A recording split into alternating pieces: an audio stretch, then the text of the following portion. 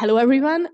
My name is Victoria Radványi. I'm from Budapest Pride, and we organized this very excited panel because we've been obsessed with the questions of representation and the questions of LGBTQ political representation during the past years, especially because of the LGBTQ political and human rights crisis in Hungary. And the reason why we invited all our wonderful guests, who I'm gonna introduce in a minute, is that because we wanted to show you and to everyone who will be watching this panel discussion online, like a good form or a good institution for LGBTQ representation, which are the LGBTI intergroups. We have LGBTI intergroups in a lot of places. There's one in the European Union, which is represented here by Miguel Schambel and Kim van Sparentak. And also we have LGBTI intergroups in Poland, represented here by Krzysztof.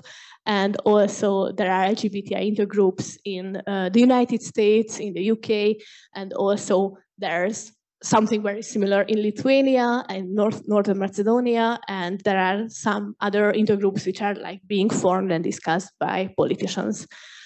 So the main goal for this event is to get to know you a little bit more and also get to know your work a bit more and what do you think of these work groups, and would you recommend this working structure for other politicians who would like to work for LGBTI equality in their respective countries.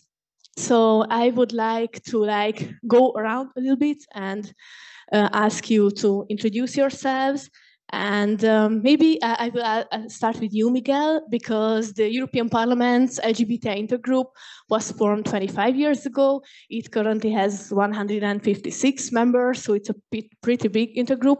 Could you tell, and you're the coordinator of that intergroup, which is very important for us, that we don't only have elected representatives in this panel, but we also have a staff member who can shed some light on what goes on the inside. So can you tell me a bit about what's going on in the European Parliament's intergroup?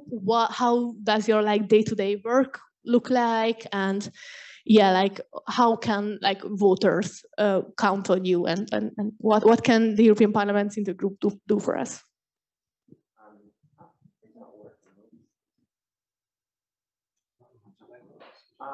You just press the button. Yes. What about now? Okay, good. Hi everyone. First of all, I'd like to thank Budapest Pride for having me. I'm usually the person who's on the back office organizing these chats. I'm usually not sitting alongside elected representatives, so it's quite an opportunity for me to be here and to actually address young people and activists on these issues. My name is Miguel Schambel. I'm the coordinator of the LGBTI intergroup at the European Parliament, like Vicky said. And basically our work is really focused on trying to provide a sort of a platform for elected members of the European Parliament to come together to advocate for these issues. Usually when I explain what the intergroup is, I say that it's an informal grouping of members of the European Parliament, which is cross-party in nature, to advocate for these issues. That means that we work with MEPs from now 5 political groups, from the left to the right. We have over 150 members, which is quite positive, and at least 1 MEP per member state, and that's new since last year. And we work on 3 pillars, I would say. The first one being monitoring a bit the work of the institutions. That's following the work of the European Commission last year with the leading up to the LGBTIQ equality strategy, now the implementation of the strategy, working on parliamentary work inside this monitoring of EU rights inside the institutions. That means working on reports, writing written questions to other institutions, following court cases. Then the second pillar would be monitoring LGBTI rights in the EU, but also externally. So on that, we are in touch with many activists, with many civil society organizations. We have to follow the work of the Council of Europe or the United Nations, see if there's policy or legal decisions that might influence our work and how best we can reflect it in the European Parliament. And lastly, a very important and not to be forgotten pillar, liaising with civil society, obviously. I like to think of myself as a covert activist inside the institutions. So our work with activists outside the institutions is crucial. Often they came to us with requests Many times these requests are already quite polished and to the point, but sometimes there needs to be an exercise in translation, and this is where I come in. I try to take their political demands and their demands for change and to translate it into what can we do? Can we write a letter to authorities? Can we work on a report? Can we do a communication action with members of the European Parliament? So my work is very much trying to coordinate an action between different political groups to try to get some impact, if that makes it short enough. Yeah, thank you. And can you tell us a bit about how can someone who's not an elected representative start working at an intergroup, or why do you think that it's important for intergroups to have actual paid staff and not only MPs and MEPs working together? Yeah. So maybe I'll go to the issue of paid staff first because it's interesting. I mean, Krzysztof and Kim, they're both elected members. They have assistants. They know what it's like to have assistants. So an assistant's job to a member, an elected member, is basically to implement the priorities of this member. In short, to execute what the member requests, to make them look good in the press, and to follow their political priorities. And that means following the priorities of a party as well. When you have a paid staff for a cross-party group, this person is supposed to be somewhat neutral or independent. You don't want to give the impression that the administrator or the coordinator of this group is putting forward the political priorities of one party ahead of the other. So firstly, because all the members pay for this person, there's a notion of neutrality that I think has to be crucial. Secondly, I think because you have a full-time person following this issue, it's not something that you do on the side. I mean, maybe the assistants of the elected members here, they have a lot of other issues to follow. Maybe they're following a specific committee. Maybe they have to help with the votes on that committee every other week. And if they are trying to do this on the side of an LGBTI intergroup where you really want to be active, that means prioritizing. And that might come to the detriment of working on these issues every day. You need to react fast to some issues. You need to strategize how to work across committees. And I think this is where a full-time paid position is really crucial. Secondly, how can people who are not elected members interact with intergroups? So obviously, we connect a lot with civil society. My mailbox is open to anyone who wants to address the intergroup. If there's a question that you have or a demand that you would like to put forward, you're more than welcome to email me. And this is also the same for elected members of the parliament. You can always find their emails and email them. I receive a lot of emails from citizens. I receive a lot of emails also from asylum seekers and refugees who are looking for help in their asylum procedures. This is sadly something that we cannot do. But what I try to do in those situations is to put them in touch with the civil society organizations that can take their claims forward. If there's something else related to parliamentary work, then obviously we try to include it, to give a response, and to include it in our work. Yeah, thank you. I'd like to turn to Kim a bit, who's here with us via Zoom, and thank you for joining in. And I'd like to ask you about why was it important to you to join the intergroup, and like what was your journey that led you to becoming an elected MEP? Tell us a bit about that. Hi everyone, can you hear me well? Great. First of all, thank you so much for inviting me for this very interesting panel. And it's also great to not only be in a panel with only elected officials, to be honest. But don't tell everyone that. I think it's great. So yeah, my journey into becoming an MEP really stems from activism. I've been very active in the climate movement, the feminist movement, and the LGBTI movement. And this is, I think, also the reason that I got engaged into politics, because at some point I realized, you know, you can be an activist and angry at politics, but also you need to be, you know, there where decisions are being made.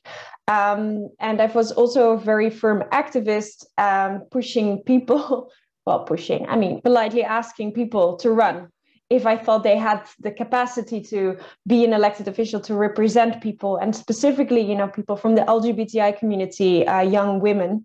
And if you do that for a long enough time, people start asking you as a queer young woman why you aren't running. And then I was like, yeah, why aren't I running? And then I decided to try, and well, here I am. And for me, being part of the intergroup, well, it wasn't even a question. I think it was like day one that I asked, where can I sign up? Because I think it is very important to work on these issues. Indeed, as Miguel explained very well, cross-party, because, you know, we are not just one kind of homogeneous group. We are a very broad group with very different ideas, but we do all struggle with the same discrimination and issues.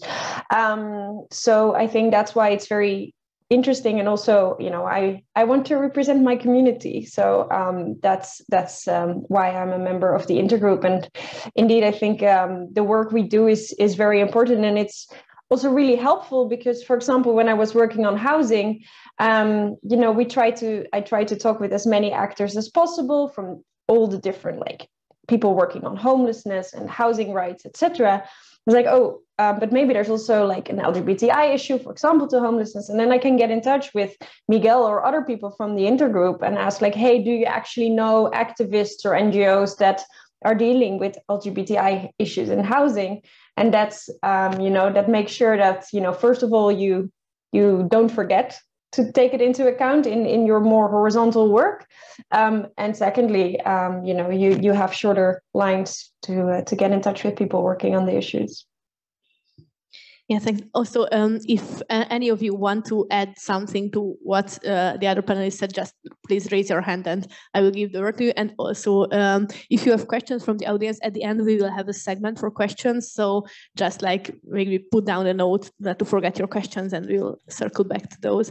And Kim, can you tell me a bit about how you, as an MEP, can utilize either your MEP status or your intergroup membership to advocate for LGBTI rights and equality? Or can you give us an example on that? Yeah, well, I already gave the example of, I focus a lot on LGBTI homelessness because I work a lot on housing. So that's one of the things I do. And the intergroup has been very helpful there. And also ILGA has helped us there a lot. But I think one of the things that I find most important is to represent my community and to be a representative for those people that feel they are not represented on another level. And I know in Hungary, but also in Poland, this is a very big issue. You know, people are not represented. No, it's the other way around. They're being demonized by their elected officials. And I hear back very often that, you know, having someone representing you somewhere, fighting for your rights, fighting for your community is something that is more important than perhaps I can even realize. And that's why I do it. That's why I had zero doubt to come to Budapest Pride this year, to show, you know, there are politicians that care about you and the community and your rights. Yeah, that's how I see my role in this. Yeah, thank you. And Krzysztof, I think I can tell that we are like super excited to have a Polish politician with us today. And I just like wanted to take this opportunity to like congratulate to you for starting the Polish LGBTQ Intergroup in the Polish Parliament. Maybe you can get like a round of applause for that. I think that's also like a wonderful example. So you want to explain like the political climate which like made you to make this decision to that we need an intergroup and we need to work together this way? Sure. Hello, everyone. Can you hear me? Yeah, oh, good. Okay, so hi, everyone, and thank you so much for inviting me here. Well, I'm very excited to be here and to be here and to see so many young people, you know, starting their adventure with LGBTI activism. I remember my first time in Budapest. That was in 2004. I was then working for the Polish government, and I was on an official mission in Budapest, sent for a few days to meet with LGBTI organizations, and now I'm here as a member of the Polish Parliament. And I mean, Kim said a lot of things which are very similar to my history, because before I joined the politics, that was 2 years ago. I was a human rights lawyer, a lecturer, and a person who was very much involved in everyday fight for advancing LGBTI rights in Poland. And you know, just one sentence. I mean, one thing why I joined the politics. You know, I was for many years. I was the one who was knocking the doors of the politicians, asking them, "Please hear me. Please listen to what I have to say. Please be more open for the arguments of LGBTI folks." And you know, sometimes these doors were closed. Sometimes these doors were like, you know, only half open. So I decided at some point that I'll be the one who will be opening the doors to others, and here I am as well. I'm trying to open the parliament's door to LGBTI voters and organizations. And when you ask me about the climate, well, you know, Hungarian friends, I feel you. You know, I think that we have a lot of in common, and you know, I don't have to explain what's the life of the LGBTI person looks like when you have politicians who take homophobia or transphobia into their official agenda, governmental agenda, and they try to divide and rule by, you know, humiliating the LGBTI group. And well, the atmosphere is awful. Probably like here, the atmosphere is very, very hard. But you know, the thing is that because the law and justice government is in power for the last 6 years, bit shorter than Orban's party. But what I see, and I always try to look at the glass which is full half, half full than half empty. I see the huge mobilization of the activists. I see huge mobilization of people, not only LGBTI community, but also I see so many allies. I see so many people who were not involved before in any kind of LGBTI activism or even thinking about LGBTI people. But by forcing this homophobic agenda in Poland, many people, I think majority of people were forced to take a position. And so surprisingly, most of them, they turned into the direction of openness, inclusion, and understanding. So just to give you an example, I mean, we are all complaining, and this is right to complain, and this is right to be depressed, this is right to be angry about what our governments are doing with our rights. But just to give you an example, I just consider myself as a veteran of LGBTI activism, because I've been involved in LGBT movement for the last almost 20 years. And I remember 2002 in Poland, when the left government was in power, when the parliament was dominated by the progressive powers. And I remember the first draft of a registered partnership bill, which was approved by the upper house of the Polish parliament. So the support of the public of the Polish society for this kind of bill was about 16%, 16%. And now in 2021, when you ask people, average people, you know, like regular citizens, about their position towards institutionalization, yes, of the same-sex couples' lives. So you have a score around 65%. So this is real progress, and this is something that we are so happy about. So I would rather focus on those positive aspects of the mobilization, of the hundreds and hundreds of formal and informal initiatives around Poland. We had a discussion before the panel that you are so proud of having young activists from all over Hungary. I mean, in Poland, it is happening the same. We have, I remember like 15 years ago, 10 years ago, we just had one equality parade in Poland per year. That was Warsaw Pride. Now we have around 20, 25, also in cities like, I don't know, 20, 30,000 inhabitants. That means that the progress is going on.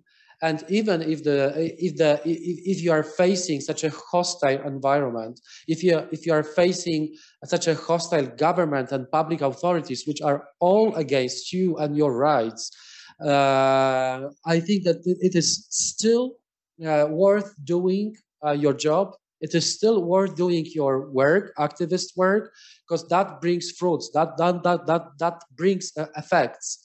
And I'm pretty sure that this nightmare in Hungary and in Poland will end soon. I'm keeping my fingers crossed for the next elections next year. I know that very interesting initiatives. But please be vigilant, be cautious, and be insisting when you are meeting your politicians who will be seeking, votes among you. So, I mean, be clear what you want, because politicians are. Well, I've been in politics for the last 2 years, but I'm a bit experienced now. And I see that, politicians are seeking votes like everywhere. They are able to promise you everything, what you can imagine. But then it is really, really important to monitor what they do and to see whether those results are delivered or not. So keeping my fingers crossed for Hungary next year. Thank you so much. I have an interesting follow-up for you and Kim, and maybe Kim, you can go first, and then Krzysztof, you can go second. Do you think that it gives you an extra perspective or an extra advantage, maybe as a politician, to come from like a civil society background or an activist background, or is it maybe a burden? Like, what are your experiences with this, Kim? I think it is, for me, it's something positive. It brings me a lot of extra things. But I also think that not being from a civil society background would save me a lot of time, because I find it so important that, before I do something on a certain topic, I speak with the relevant civil society organizations and with the NGOs and with activists, that I think I might do a lot of more meetings than some of my colleagues. So it's maybe a burden in time, but in practice, it's not at all. Because having also worked at NGOs and indeed, having knocked those doors of politicians, I know how important it is, but I also know that just a small statement can make such a difference for an NGO or a civil society organization, that for me, it's really important that, like, when I write a report, when I'm part of negotiating a resolution, I try to not only get things in that are relevant for me as a politician and pushing like the political bubble and pushing, for example, the commission to do something, but that there's also wording in those resolutions that is then useful for civil society organizations. So, for example, when I was writing my housing report, I asked the civil society organizations, what do you need? And they said, okay, we need more urgency on the topic of homelessness. We need more urgency. And then we can also ask for more support on a local level. So we said, okay, then we're going to call for an end to homelessness in 2030. And then immediately after the report was adopted, all the local NGOs, like the tiny NGOs working on homelessness, managed to go to their municipalities and to say, hey, look, the European Parliament says we need to end homelessness by 2030. So, better get to work. And I think, having these two perspectives of, really pushing for the political change, but also focusing on, what changes things in society is very important. And I think one of the things we did with the LGBTI intergroup that I'm very proud of is that we declared the European Union an LGBTI freedom zone, which is, of course, you know, like it was a very clear reaction towards what was happening in Poland. It was very symbolic, but it was something that gives hope to the people on the ground. And I think that is something that that is perhaps underestimated in terms of what it can be worth for civil society organizations. Yeah, Krzysztof, being an activist politician, good or bad, and also if maybe you can reply to the European Parliament, you know, declaring the EU an LGBTI freedom zone. Do you think it helped the Polish situation, or do you think? What do you think of that? Okay, so just one thing about being a former activist and now a politician. So that helps, and that also at the same time makes my life a bit more complicated because, well, we people from the NGOs, we are mostly trained, which is like natural thing, to do things like not individually, but together with other colleagues and other activists. So I do have this in mind whenever I work on a piece of legislation or whatever action.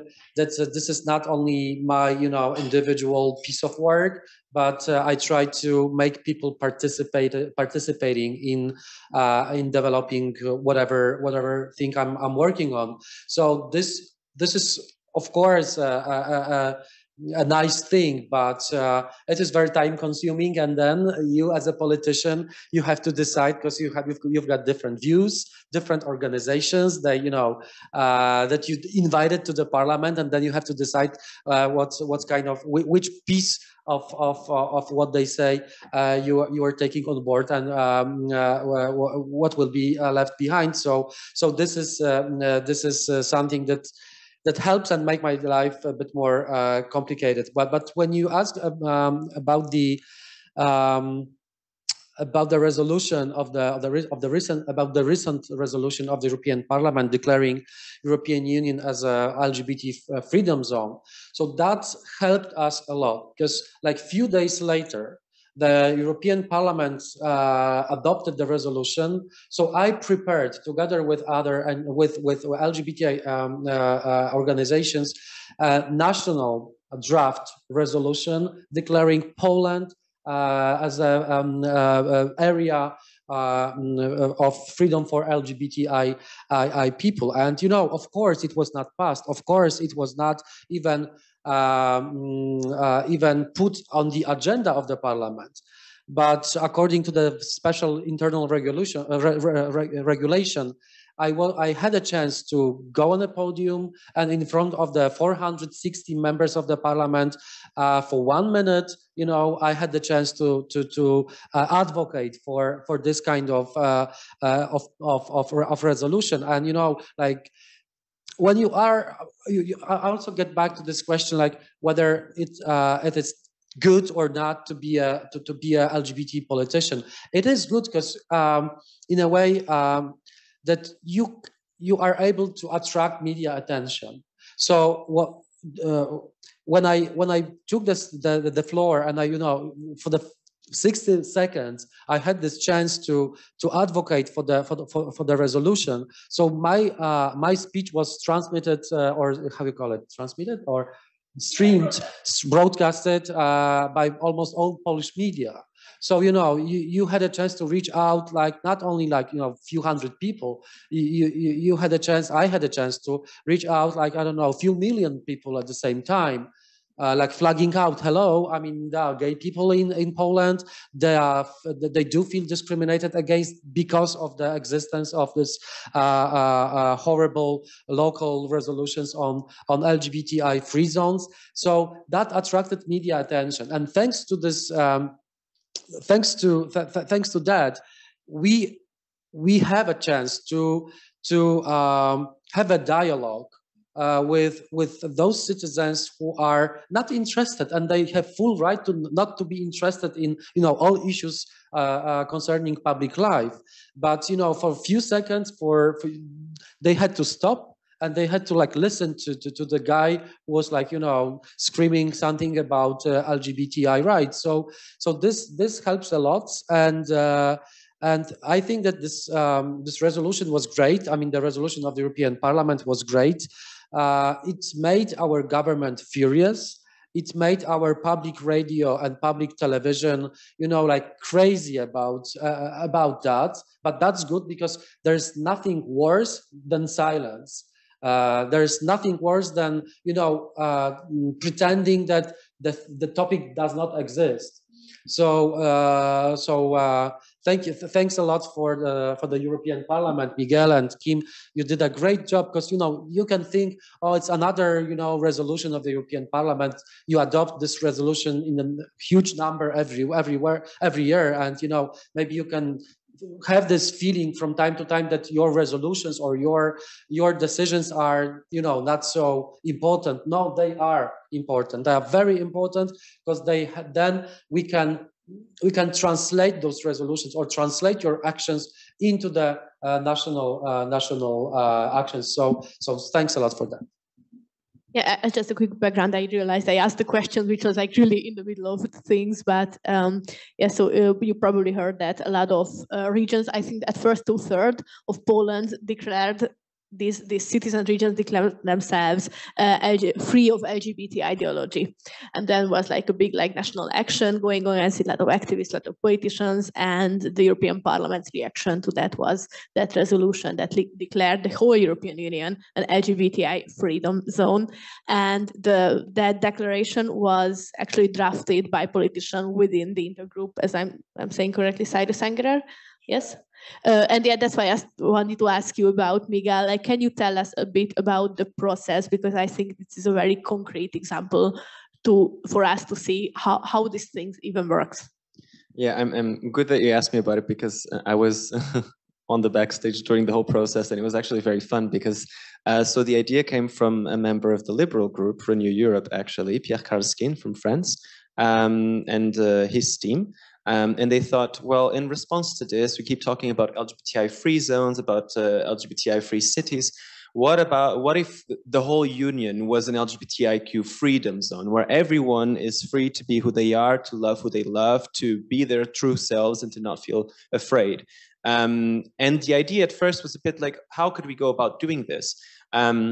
So I actually had the chance to work on the draft before it was proposed. And when the MEP in question wanted to table the resolution, he obviously sought the support of the LGBTI intergroup. So at my level, I coordinated with all of my presidents, one from each political group, very good, because we get support across the whole parliament, to make sure that this is added to the plenary agenda. Once we got there, the resolution, the draft is prepared, but then of course it's given to an MEP to be the rapporteur, and to different political groups to be the shadow rapporteurs, the people who will follow the resolution from a certain political group. And then also at that level, I tried to get in with different suggestions to different MEPs, and to also somehow be a part of what's happening in the negotiations to make sure that this passes. In the beginning, the resolution was supposed to be one article only, declares the EU an LGBTIQ freedom zone. In the end, in plenary, there was an extra amendment that doesn't really matter for the discussion now. But the point being that because we do have members from different political groups, and because we do have some of these MEPs are vice presidents of their political groups, or are in the bureau of their political groups, it means that there's a very good chance of getting things approved when they're well coordinated in advance. I think what was most striking about this is that it's not a piece of legislation. It doesn't really change the reality of people on the ground. It doesn't criminalize homophobic hate crime or a transphobic hate speech. It does not do that. But what it does is send a clear signal that the European Parliament stands beside LGBTI people in Poland, but not just, all over Europe, and that it's actively defending their rights. And what was very interesting is that not only did we try to get MEPs to speak about this, but also like locally elected members, also members of the government, prime ministers. We had prime ministers putting out press releases and communications. And also the work that was done on the background, we had the idea of addressing every single commissioner and ask them specifically to, on this day that the resolution will be voted, please come out with a statement of support. Please tweet and make communication about it. And we had none other than Commission President von der Leyen also participating in the communication action alongside 5 or 6 other commissioners. And that for us, even though it's a purely symbolic action, it has a trickle-down effect that reverberated a bit everywhere.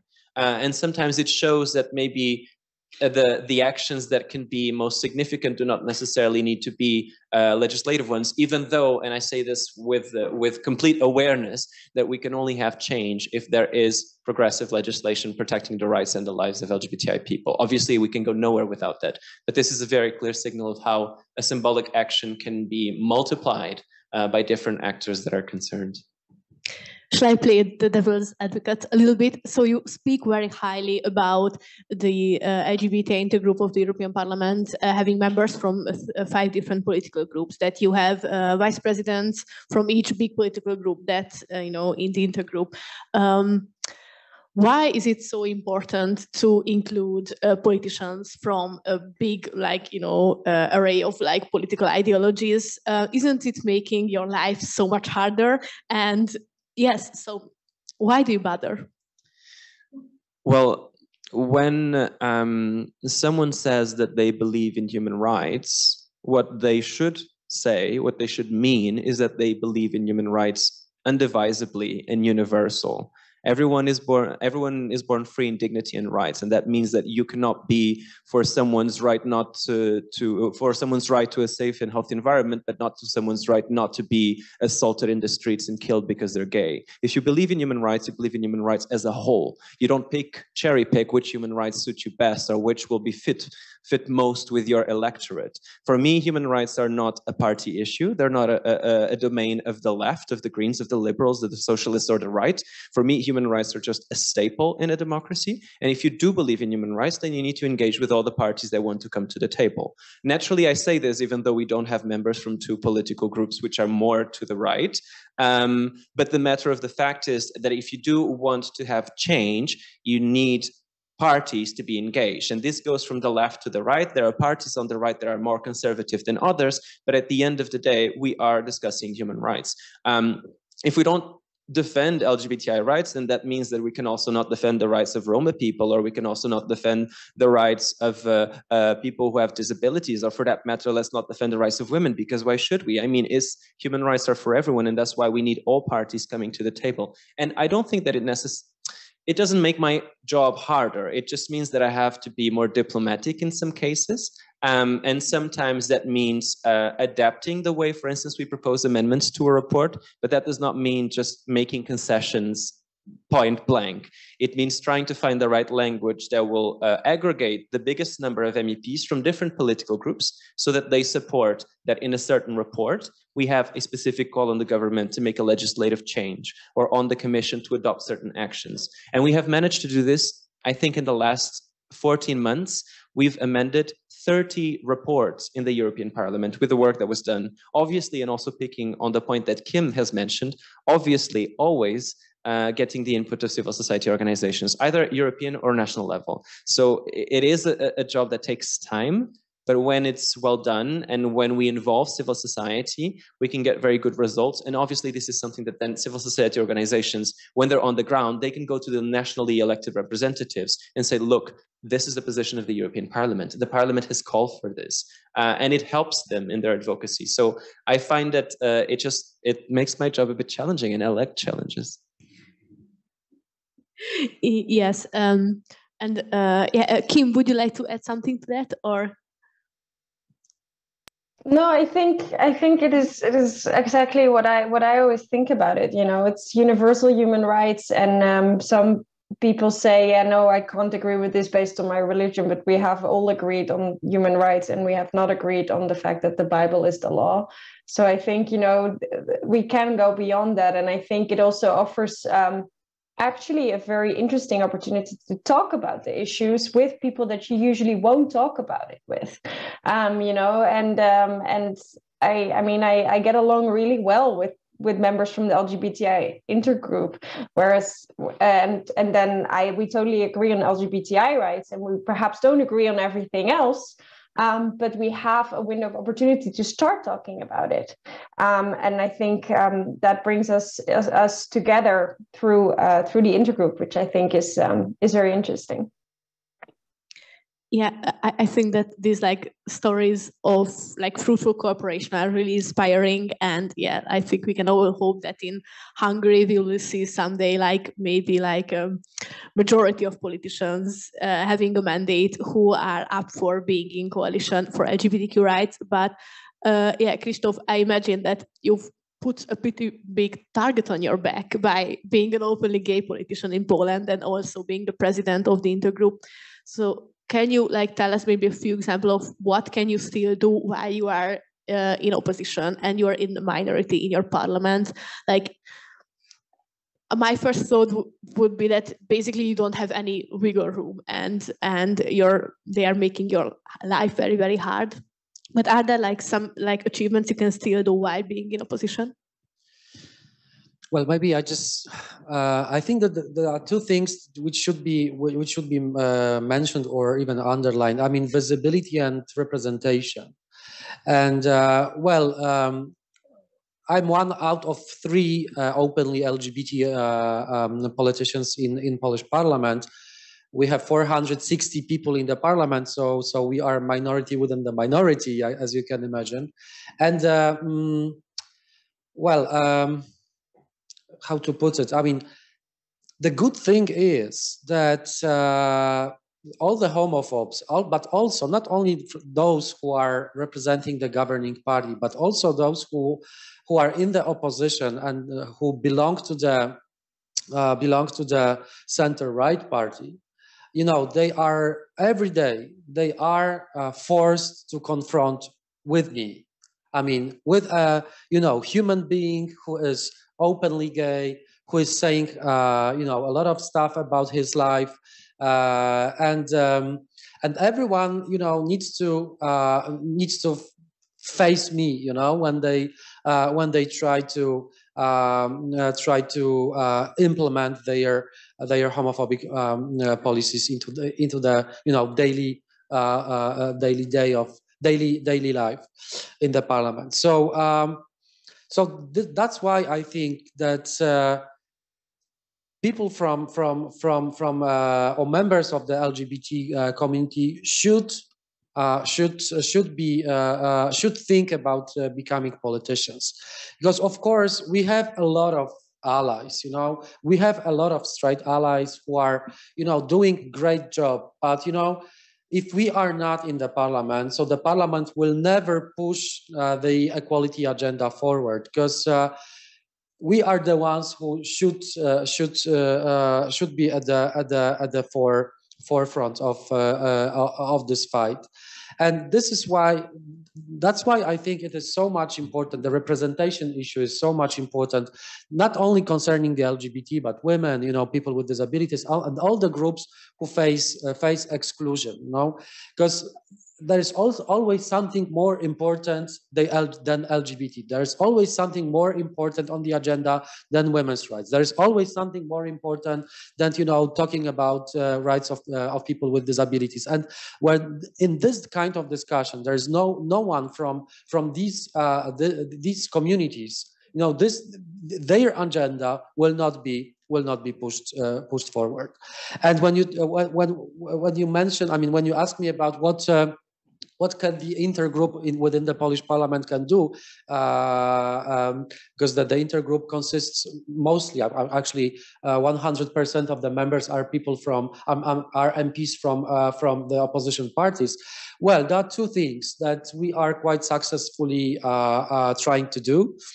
One is showing every month, because I try to organize. Maybe not every month, every 2 months, I try to organize meetings with LGBT NGOs, with the members of my intergroup, and my aim is, and my goal is to maintain this thinking that the parliament belongs not only to those who vote for law and justice, but the parliament, the building of the parliament, belongs also to the voters who are LGBT as well. So, you know, this is also their parliament. You know, they voted. There are millions of us in Poland, so they voted. They participated in the elections. So they have full right to claim that the parliament and the time of the parliament also belong to them. But the second thing, second goal of ours is to try to make international audience interested what is going on in Poland. So, for example, the LGBT free zones. I mean, this is a nightmare. But you know, we were thinking like, what should we do? You know, how can we make Europe or the world interested in such a terrible phenomenon that's, you know, blossomed in Poland in recent years? And you know, the intergroup on LGBT is one of the many intergroups we have in the Polish Parliament. We have like around 100 intergroups on everything you can imagine, on Nordic walking, on, I don't know, ski jumping, whatever intergroup you can imagine. And you know, we also have intergroup on cities. So me and the colleague of mine who is a chair of the intergroup on cities, we decided to write a joint letter to the Council of Europe, one of the Council of Europe's agenda agencies, which is called the Congress of the Regional and Local Authorities, which is attached to the Council of Europe. So we wrote a letter saying that, hello, I'm the chair of the LGBT intergroup. I'm the chair of the intergroup on cities, and we would like to draw your attention to the horrible phenomenon which we have in Poland, the LGBTI free zones. And so all of a sudden, you know, we were contacted by the Council of Europe, and they said, you know, the special mission to Poland will be sent by the Council of Europe to find for a fact-finding mission to see what is the reality of the life of LGBTI people living in the very small cities or in local, very local environments. So they sent a special mission. They spent in Poland, I think, like 3 or 4 days traveling around Poland. Part of the mission was organized online.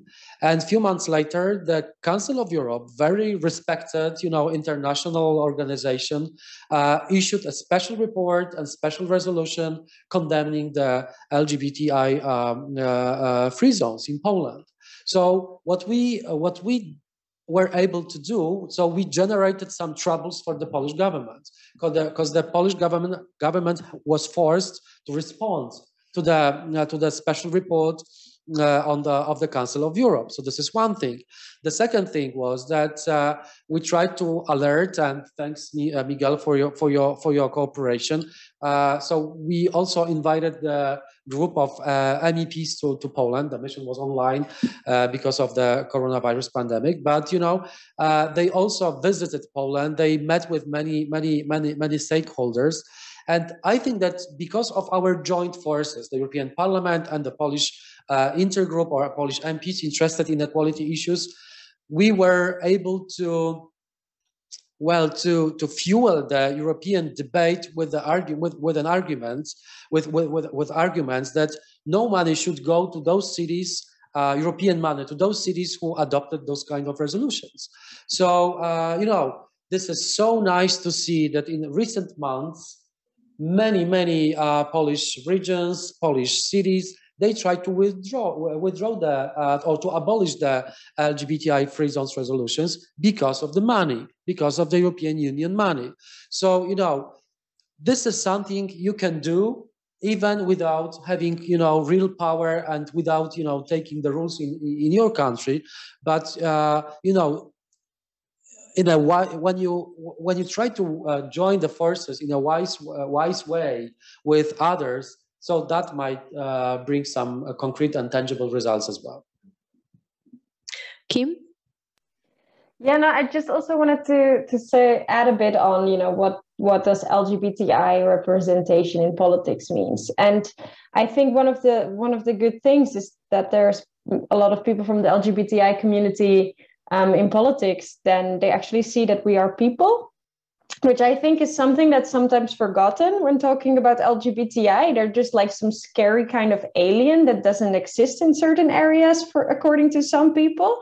And then when we are there and we're actually, you know, we look human, we are human, we speak perhaps even about topics that those people care about, you know, it humanizes us. It humanizes to have representation also for the Roma community, also for people with disabilities, which I think are very strong points, you know, to show that we are there, that we are also in politics and that we are part of the world, I think has a very important, you know, realization part of people who are afraid of something they don't know, because it's the easiest to be afraid of things you don't know, and I think that's where we play an important role.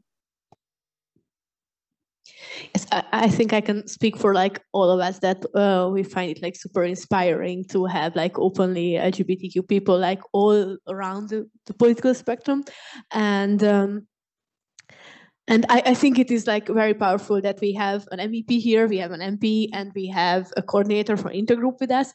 So maybe we could like go around and say if there's like anyone in the audience who's like secretly a little bit considering about joining politics, or like doing like something similar to what you're doing, or maybe there are also here people who are members of political parties. So do you have like any piece of advice to young LGBTQ people who think that maybe what you're doing could be something that they could be doing? Maybe Miguel, do you want to start? Well, I mean, it brings me back to when I started working on these issues. I think I was 18, 19. I had just gone to do my Erasmus. I was studying marketing. I don't know why. And I figured that was not really what I wanted to do. I mean, I just felt it in my gut. I felt it inside, a deep feeling of concern for people that were like me. And I felt that I was powerless. That to me was something that I had not felt until then. I was quite a good student. I usually managed to have very good grades, but this I could not do something about. And I figured that's actually what I want to work on. The way I started going about it, if it helps anyone here, was to try to gear my studies towards it. I studied international relations with a focus on the EU. I tried to focus generally on human rights and specifically on LGBTI rights. So every time there was a paper to write, I'd be like, where could I do something on LGBTI issues related to, I don't know, the European Court of Human Rights? So that's how I started. And then finally, I worked for the Council of Europe, where I really managed to develop my knowledge on European human rights standards. So my path is a bit different. I didn't start with advocacy with an NGO. I just started working with an international organization as a trainee. And then from then on, I think that my activist self just found a way to make it work. I joined, well, I'm not affiliated to a party yet, but I joined the European Parliament because I felt that politics was the place that this should be done. There's a lot of activism. Some is done from the outside. Some has to be done from the inside. And even though I'm not an elected member yet, maybe one day, what I thought that I could do is to put my skills to people who can benefit from them. And for instance, in the LGBTI Intergroup, there are many MEPs who maybe cannot tell you the difference between a trans or an intersex person, but they're there because they're allies. And also the point of having an LGBTI Intergroup is that you continuously and perpetually sensitize these people to what issues around the LGBTI community are. Maybe if one day we're talking about housing, like Kim's report, an issue that needs to be addressed is the disproportionate number of LGBTI kids who are homeless. If we're talking about a report on, I don't know, Ukraine, like we had last year, an important point to reflect is that Ukraine still does not have hate crime or hate speech legislation. If we're talking about sexual and reproductive health and rights, then we obviously need to address the fact that in many European countries nowadays, there's no laws banning surgeries on intersex children.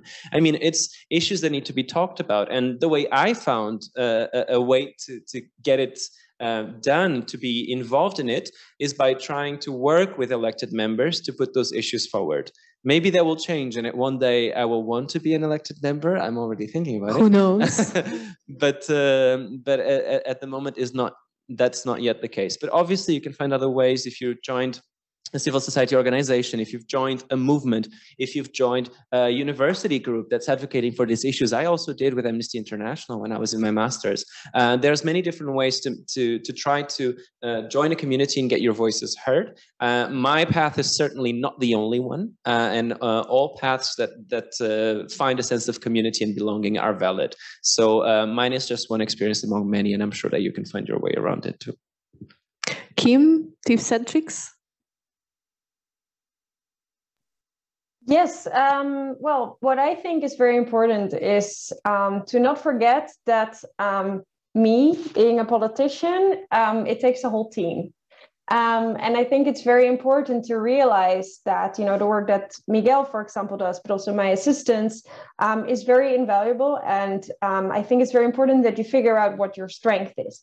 I'm totally unorganized. If I had to fix my own agenda, I would be a mess, but I have someone working for me, and she's amazing at making sure my agenda is right. And she also follows actually the LGBTI intergroup. So, you know, that is also someone we need in politics. And you're involved very much in fighting for the things, but she's very good at that. I have other people working for me who are really good in just reading all the legislative stuff continuously and then making it, like, describing it and summarizing it in such a way that I understand it and I can actually, you know, talk to people about it in normal words and not only in jargon. You know, so I think my first advice would really be, like, think about what's your strength. Like, if you hate talking in public, you know, but you love, like, reading laws, maybe consider being a policy advisor, where you have perhaps even more influence than, you know, the talking heads in some cases. So I think that is very important. Secondly, I think, you know, try to figure out what kind of politics you stand for, what kind of you know, political party you would I don't know. When I decided which political party I wanted to have a look at, I looked at the one I least disagreed with, which was the Greens. So, you know, like, you don't, and you have to understand, you don't have to agree with everything that a political party wants. You have to understand the vision of a party and stand for that vision. So I think that is very helpful. And thirdly, create community around you. You can't do this on your own. Like, I was now talking about, you know, the people that work with me, but, you know, without my friends that, you know, while I was on the campaign trail, cooked for me to make sure I, you know, managed to have healthy food once in a while.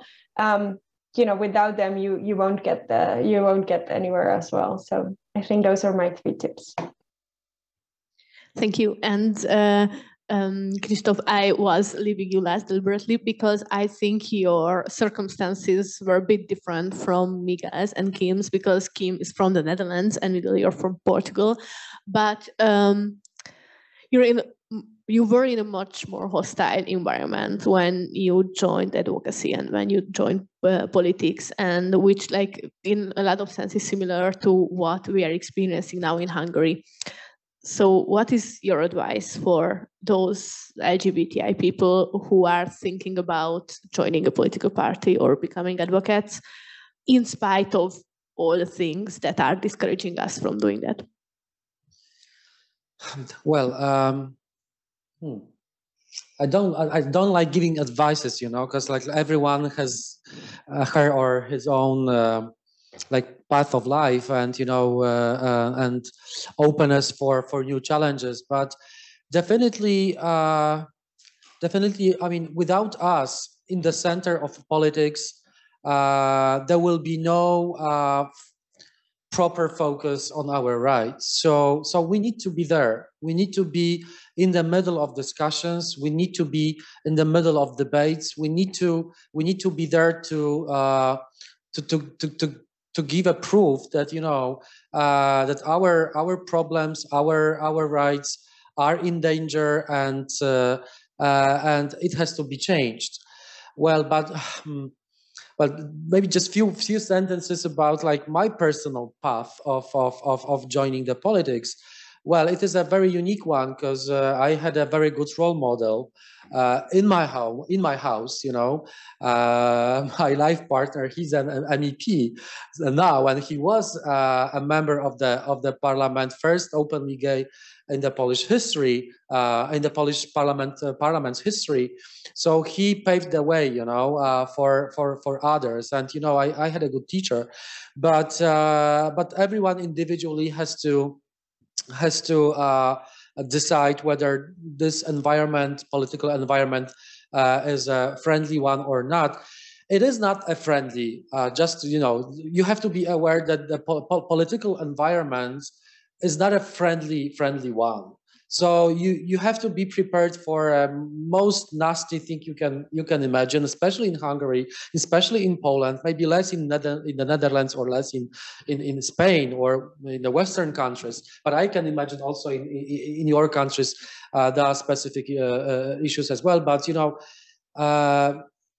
you have to be prepared that you will get a lot of punches, you know, a lot of slaps in your face.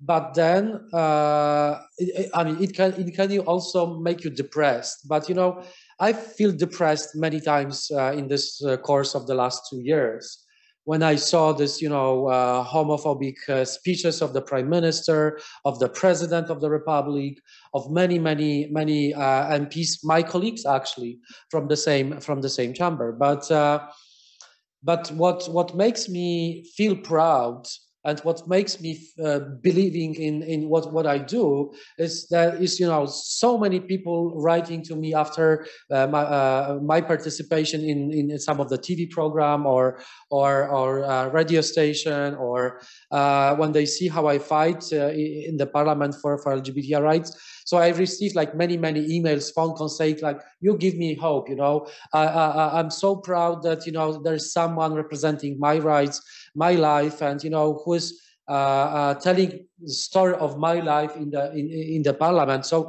that gives you wings, you know, that makes you so convinced that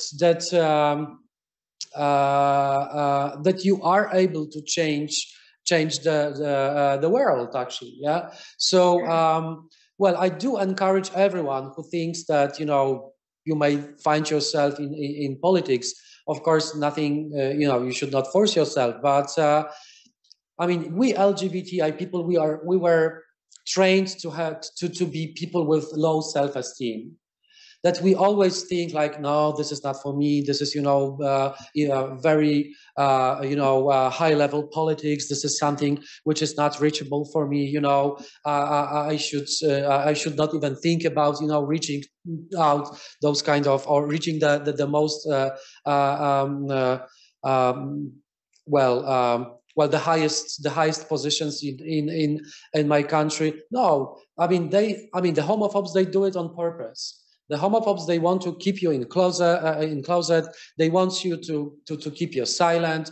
They want you to not to be, you know, brave enough to fight for your rights, and this has to be changed. I mean, we have the same competitions. The same skills. We have the same ambitions. So we should we should not give the right to those who want to you know, like keep us in silent and keep us, you know, not fighting for basic and fundamental values. So I do encourage every one of you. I mean, this is a extremely interesting adventure, politics. You have so many other ways of communicating our issues to the nation, to the society, to other politicians. You know, I have a great joy to when I'm confronted with a homophobic politician. You know, this is of course it's a nasty experience. But on the other hand, well, I mean, what he or she can do to me, like nothing except, you know, like saying some nasty words and nothing more. But you know, being there, being in the center of the events, being in the center of the debate, it is an unique and unusual, let's say, opportunity to communicate about ourselves, about our existence, about our needs, and about our dreams. So this is what politics can offer. Wonderful. And speaking about people making feel that you don't belong somewhere, you don't belong to the position where you can hold power. Kim, I wanted to ask you about what were your experiences, not just as an openly LGBTQ politician, but also as a young person in politics and also as a woman in politics. Can you tell us a bit about the hurdles you have to face and maybe your experiences regarding your situation? I mean, being a young woman in politics is just a recipe for hearing all the time that, you're just a little girl that doesn't understand the world yet. So yeah, you have to get used to that. Luckily, when I was working for environmental NGOs, I was told the same. So I already got used to it. But it is something. And still, when I tell people I'm a politician, people usually look at me like, what, you? They just can't grasp the idea that I can be a politician. Now my hair color is quite normal, but I also have had my bright pink hair and my bright red hair during my mandate. And, it's like, how can this person be a politician? And I love being part of a community that defies, stereotypes and defies norms. And to do that also in the parliament. And I mean, I don't need my pink or red hair to do that. Just walking around and people realizing, wow, this young woman is part of the group and is a politician is often enough. One of my policy advisors, he I think he's 3 years older than me. And they always look at him. They always think I'm his assistant. So it is an interesting thing. But then on the other hand, it's the best feeling in the world. Every young woman knows what it feels like to be in a group and then no one listening to you. And now I'm in the position where people have to listen to me. And I mean, nothing really beats that. Thank you. I'd like to turn to our wonderful audience a bit. If before our last round of questions, if you have any questions to any of our panelists, this is the perfect time to ask it. And yeah, if you're more comfortable with asking it in Hungarian, it's also okay, and I will just translate it for you. So just raise your hand. Yeah. Shy question in the back, please. But I would like to ask, what do you think is specifically something that you think someone who's straight in politics would have to go through, and you, as a gay person, have to be able to be working in politics, and you have to give up maybe, or it's something connected to that. I would even say maybe even just think that hair color thing. I feel that I went to business school, and I had the same feeling that I had to change my hair color because of course it's corporate. All that, but those kind of examples, is there anything that comes to your mind? Kim, could you hear it, or should I repeat the question? Can you please repeat it? I didn't hear everything. Yeah, I thought so. So the question was, what are the things that you think you had to go through as an LGBT politician that maybe straight or cishet politicians don't have to face? And for example, do you feel that you needed to change your hair color to be taken more seriously? Am I phrasing that well? Yeah. Okay, yeah. So maybe because the hair color was mentioned, Kim, you can start, and then Krzysztof, and then also Miguel. I think it's a great question for you as well. No, I don't think I had to change my hair color, although I do sort of pick the timing that I don't have the most important meetings when I have my strange hair colors. That I do. No, but I think what you go through when you're an LGBTI person is that you're aware that the fact that you are part of the LGBTI community matters. And that's why your identity becomes part of you being a politician. Whereas I think for cis and straight people, cis straight people, that's not really a thing. They just are. and then, you know, that's what it is. And perhaps, you know, people do, of course, use the whole I'm a mother, I'm a father narrative, but that's a choice. And I think as an LGBTI person, you have less of a choice, or at least I didn't feel I had that choice. I felt like I had to represent the LGBTI community and be open and out. I mean, I am open and out, so for me, it also wasn't a thing. But I think that is a way more, you know, conscious decision that you have to make when you're an LGBTI person. Like, how do I portray myself? How out and open am I? And, you know, do I make it part of my identity? Because it I think holds a lot more stereotypes than other identities. How did you make that decision for yourself personally? I don't really know. I think I was just like, yeah, of course, but I'll show that I'm happy and out and proud, and yeah. I mean, I have rainbows everywhere in my house, so like I can't hide it. Yeah, Krzysztof. Well, nothing comes to my mind actually, because well, I'm not behaving differently than I behaved before joining the politics. I still, you know, wear suits, maybe more frequently than before. But well, maybe just one thing, especially at the very beginning of my term, of my mandate, which started in 2019. So I experienced some like homophobic, nasty comments when I was taking the floor, taking the podium in the parliament, because there is this bad tradition in Polish parliament, but it's not because of the law and justice or whatever. It was always like that. It is kind of a huge argument. Everyone is like quarreling with everyone. So does these comments from the audience when someone is taking the floor. So people try to you know, like confuse you. So they scream some stupid stuff, and you know, if you are hard, so you don't pay any attention on it.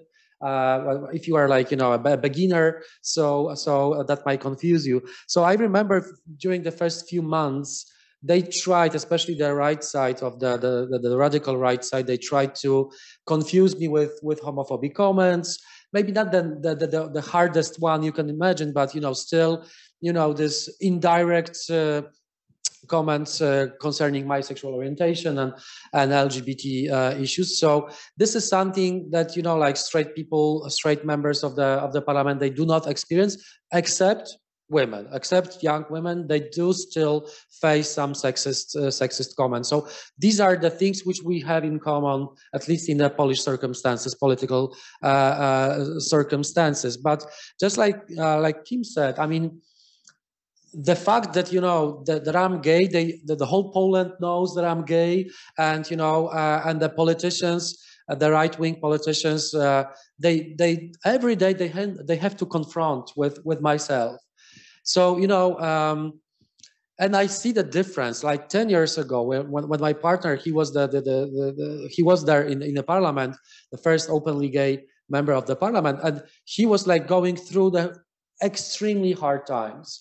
And that was a time when the civic platform was ruling. Now they belong to the EPP group, the center right, I don't know, center right, center, whatever, the Christian Democrats, yeah.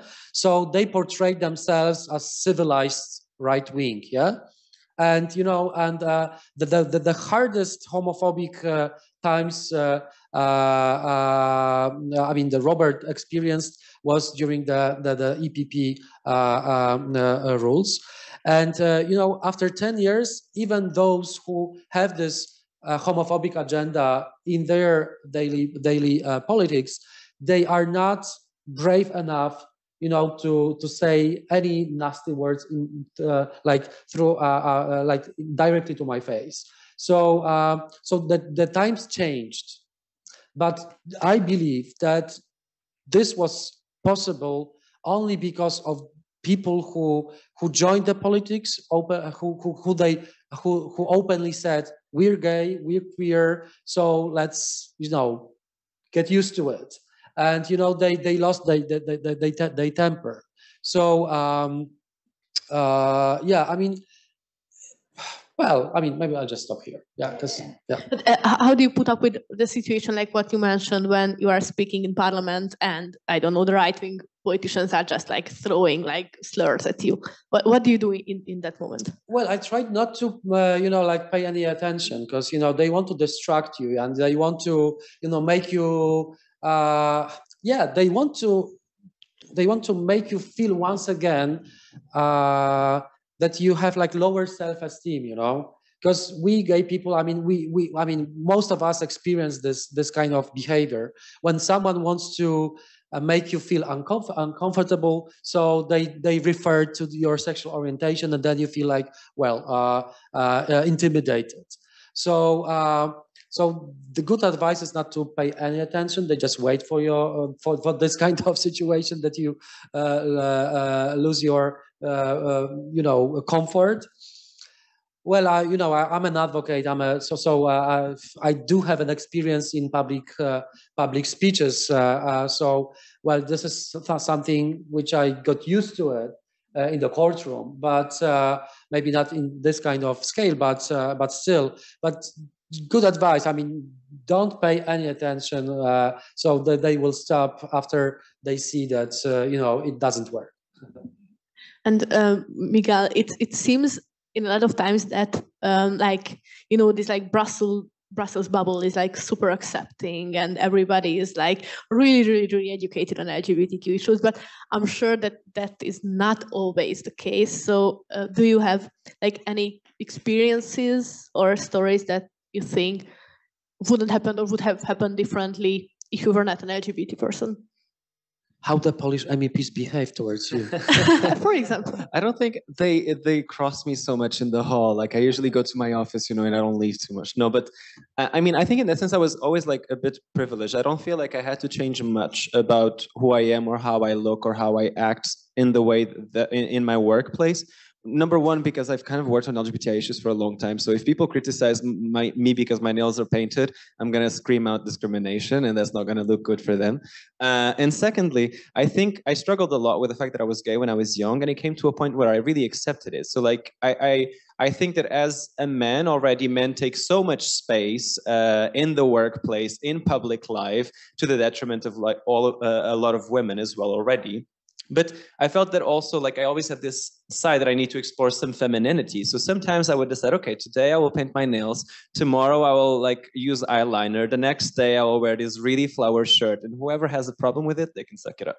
And it's funny because when I started working at the Council of Europe, one of the issues I struggled with in the beginning was, should I take out my face piercings? And it's something really superficial, but it's just you don't want to be perceived as a like kid that comes into a reputable workplace and disrespects the way it works. But I think it's important for people to see difference in the workplace, for people to see people who are either visibly gay or visibly gender non-conforming or who express themselves differently, because that normalizes those images. If you only have people in the workplace that dress the same, all wear suits, they're all white men that are a bit old, that's the only issue that's the only image you're going to have of someone who is professional, who is good at their job. So I also set out to myself to make, okay, like I will be the person who will have face piercings at the workplace, and they're going to learn to cope with it and see myself as someone who's respectable, as someone who's who does their job, as someone who's proficient at doing what they do best.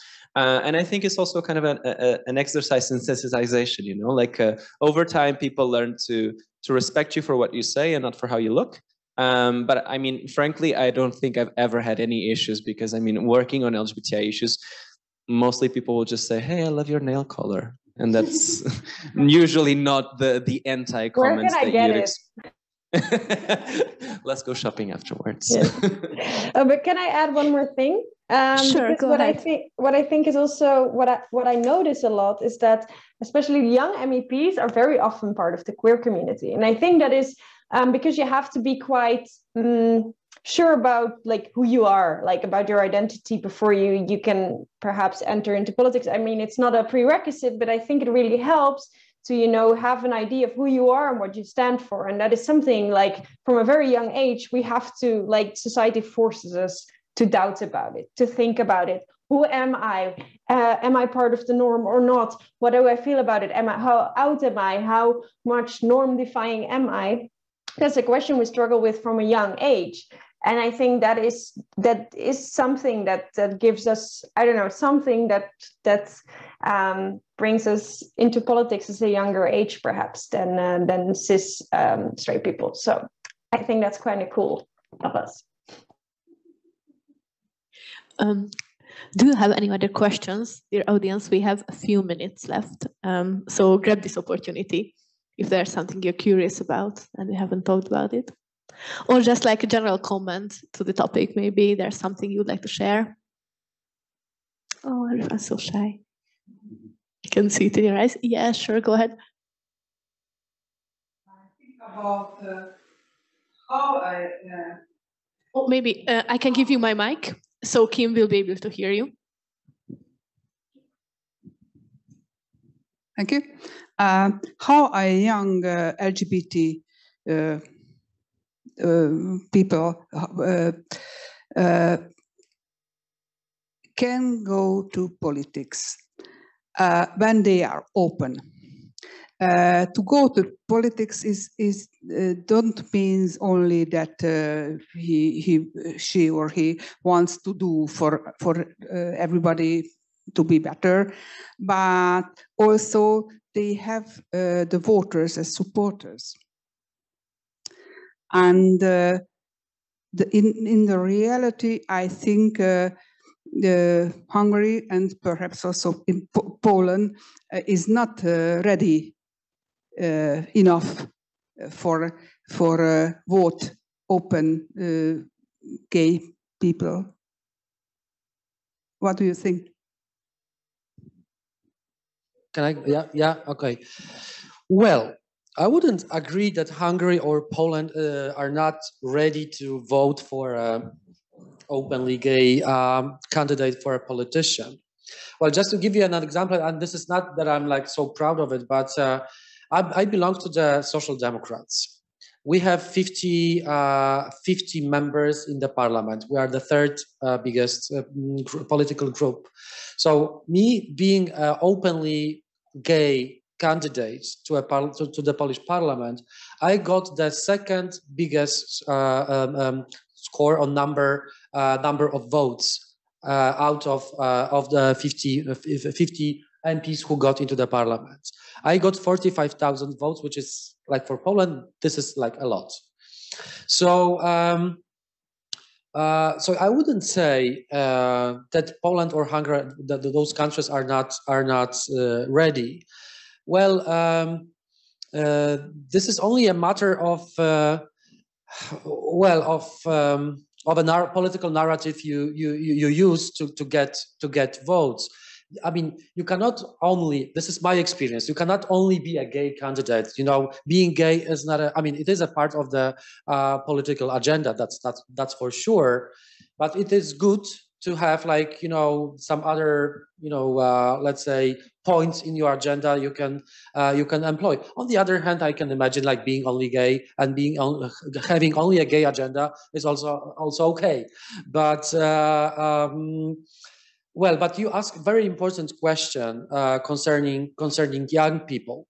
Well, I can tell you that during this last 2 years in the parliament, I observed my colleagues, MPs, and people who are surrounding them. So I see many gay people, very young gay people who want to get involved. So they become assistants, they become, like, you know, supporters, they become cooperators with MPs. They learn politics, but the good thing is that they feel safe. They feel safe to join the political group I represent, partially because maybe of me, or my colleagues who are extremely open, and, you know, they don't have any problems with assistants who are openly gay. So I recently one transgender person joined our fraction. I mean, this person started collaboration with our fraction in the parliament.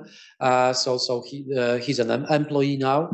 So, you know, if you don't give the signs or signals that this space is safe, and you as a LGBTI person, you can easily join, you can work with us, you can start thinking about your political career in the future. So without those signals, you will not attract young LGBT people to the politics. So this is now our job, MPs who are openly gay or who are openly saying that being gay is like okay to be a politician, to open these doors,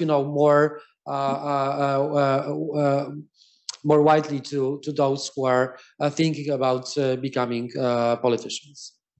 Yeah, I think that was a very good point about also political parties having a responsibility to proactively encourage underrepresented minorities. Kim, you want to add to this question? I think you do. Yes. I'm from the Netherlands, which is supposedly to be the best place in the world for being queer. Can go into why it's not perfect yet, but I mean, I can imagine that, for me, it was not something very big or special. I think the fact that I'm from a conservative area and queer, that is the only thing that is special about me being queer in Dutch context. But, the Netherlands wasn't ready to get queer people into politics until they were confronted with it. And then they were suddenly like, oh, they are there and they actually run and they do good stuff, or bad stuff, because I think it's very bad to, I think, we reach equality when we also have bad politicians from minorities. But that's maybe a bit of a controversial thing. Because we shouldn't be, we shouldn't have to be the best to get in when we're from a minority. But, I think that is the most important thing we have to realize. You're not ready until it just happens. No one is ready for change suddenly.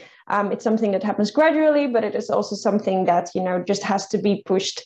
I'm from the country that had marriage equality the first, and there were a lot of fights and struggles going before that.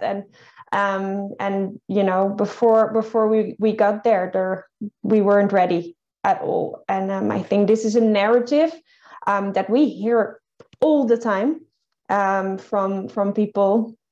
And it's like, yeah, no, but in my country it's different. It's like, no, there are queers everywhere and they should be represented. And that's what we have to focus on. So I think that is very important to keep in mind. No one's ready until they realize they actually are. Thank you. I think during this roundtable, do you have any more questions? We can have one more. This is the last call. Okay, so I think to all of the LGBTQ persons' hearts, you spoke really dearly about why representation matters and why intergroups are a good platform for advocacy. But then this is my final question. So if there's anything else you wanted to say, you can just ease it into your answer. Do you have any tips for us civil society members and political activists who could be in the future approaching Hungarian politicians with the idea of an LGBT intergroup? What do you say to the allies? How do you convince them that this is something that you actually should invest your time and energy besides just, being an ally? And Miguel, I think I will ask you first because you are the one who usually recruits new members to the intergroup, so you could have a lot of experience in this. I'll be honest and say that my job is somewhat easier because what I've seen is that in the last 5 or 10 years in the European Parliament, we have every time more progressive MPs, I would say, from also both sides of the bloc. So there's also a lot of differences because, some members coming, for instance, from a center-right, which would think are maybe more conservative on some issues, come from Nordic states where those issues are just a thing that's just commonplace now. So it's very easy sometimes to approach MEPs from EPP in the Nordic states and say, look, this is also an issue that concerns you. However, I think that the narrative that, one, human rights are not a party issue is a valuable one. And it serves to show that, yes, if you are defending a democratic state in which the pillars are democracy, rule of law, and fundamental rights, then fundamental rights includes fundamental rights for all. And it doesn't mean that you might want to adopt legislation to bring your country forward 15 years in the space of one, but it does mean that there has to be some sort of engagement in adequately protecting the rights and the lives of LGBTI persons. Not party politics, just human rights is the first basis.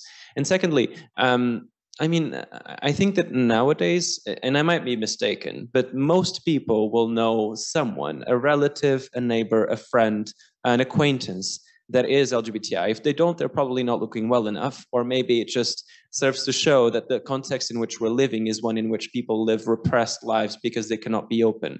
But that should be also an argument. I mean, statistically, 1 in 10 people are part of the community, so surely people would know one around them. But the way to go, I think, about this is to sensitize people that this is a human rights issue, that it needs movement, with numbers, because a minority position is not going to do much.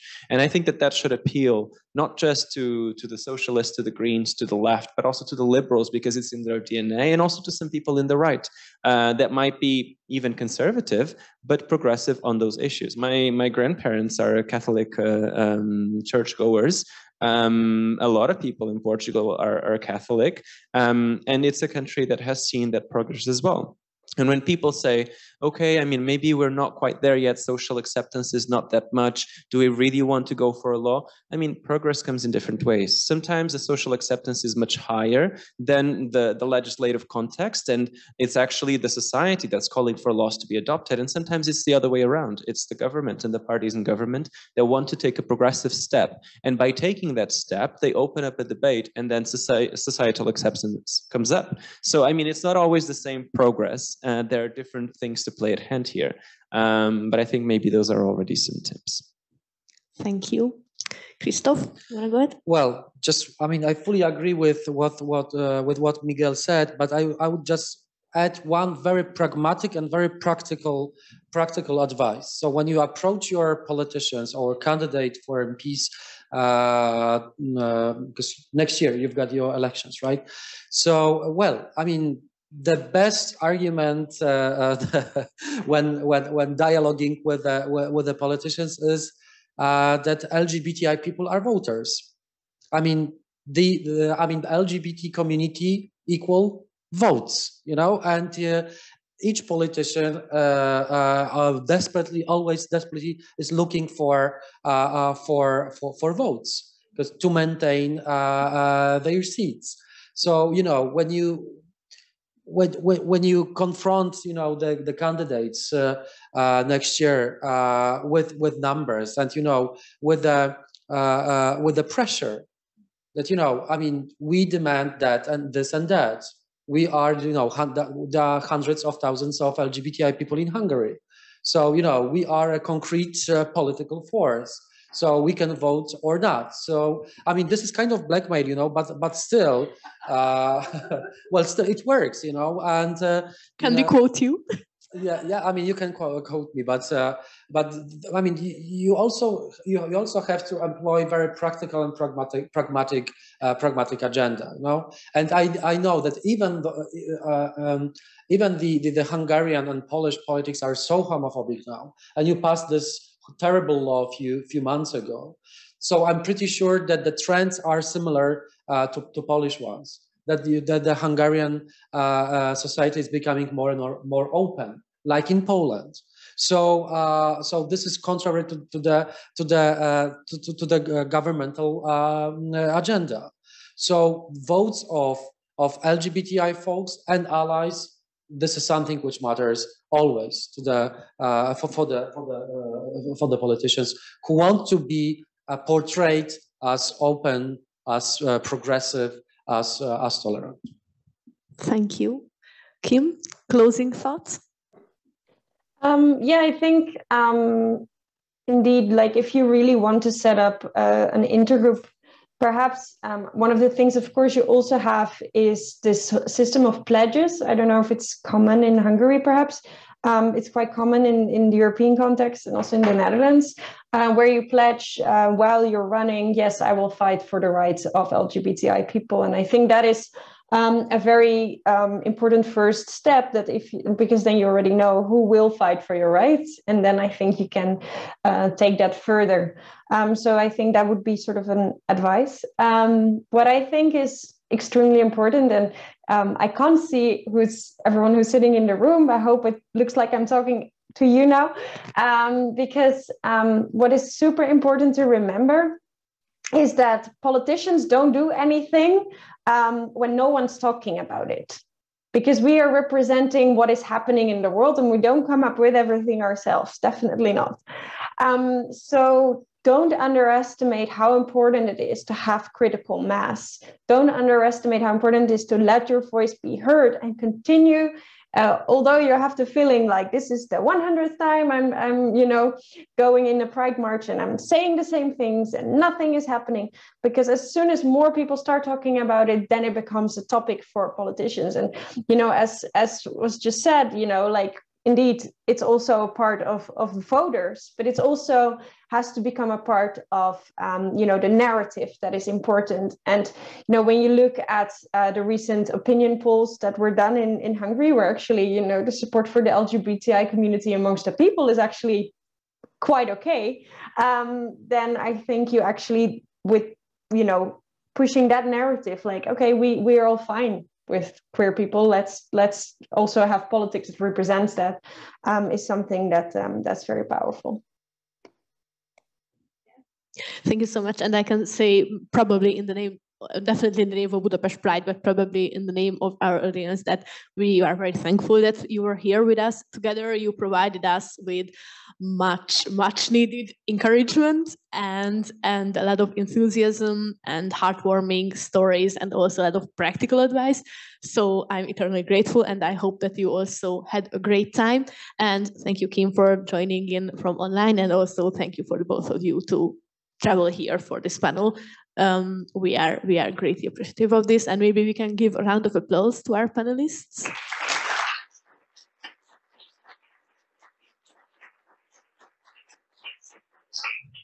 Thank you so much.